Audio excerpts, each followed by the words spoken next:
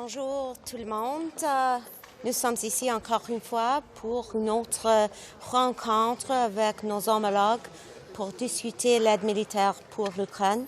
Fin de semaine passée, le Premier ministre Trudeau était en Ukraine avec le président Zelensky pour discuter une augmentation d'aide militaire pour l'Ukraine. Et il a annoncé une autre 500 millions de dollars en aide militaire pour l'Ukraine du Canada.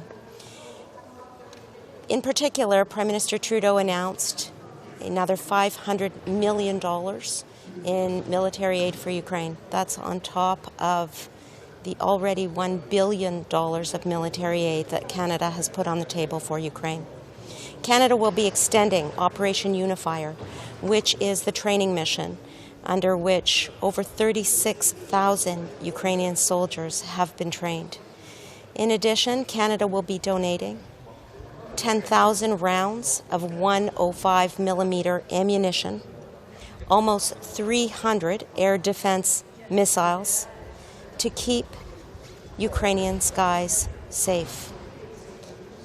Canada will also be contributing to the multinational coalition on the F-16s, as well as contributing to the tank maintenance center in Poland. Canada has donated already 8 Leopard 2A4 battle tanks.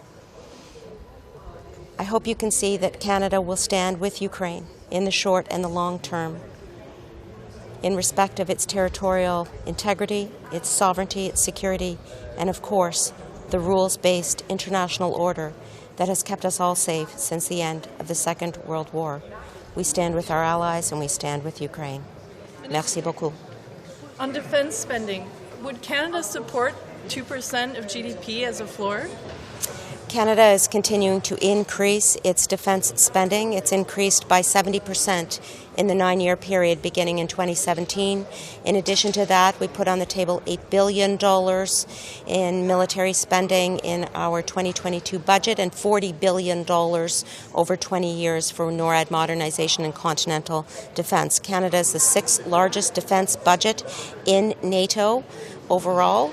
And we have tangible commitments, boots on the ground, in particular on NATO's eastern flank in Latvia as a leader of the Enhanced Forward Presence Battle Group in Latvia.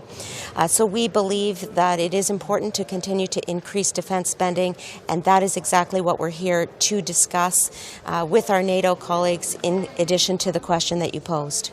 Commit to actually reaching 2% in the near future? We're continuing to have that conversation right here in Brussels, and it is going to be incredibly important not only to discuss aid to Ukraine, but the coalition going forward. And there are a number of important items on the table, including defense spending, which I look forward to having that conversation with my colleagues. Some Western weapons have been found in Russia. Do you see a risk of escalation? The story of the last 16 months has been one of escalation, and it is a result of Vladimir Putin's illegal and unjustifiable invasion of Ukraine. In order for this war to come to a conclusion, Vladimir Putin needs to do what's right and leave Ukraine. The destruction and the devastation and the loss of human life is absolutely horrendous and unacceptable, and it needs to stop by Vladimir Putin exiting Ukraine. Minister, question about Latvia. What about the inclusion of NATO, of Canadian troops as a frame state in the battlefield in Latvia? How it looks like? Well, thank you for that question, because it highlights Canada's important work in Latvia as a framework nation since 2017. In fact, the Latvia operation, which we call Operation Reassurance, is Canada's largest international operation where we've deployed approximately 1,000 soldiers in the air, on land, and at sea. And so, as you're aware, last year we committed to move that commitment to brigade level together with our allies and other partners in the framework nation. And that is exactly what we're working on. I met with Minister Murniz in Canada to discuss our plan going forward to move to brigade level.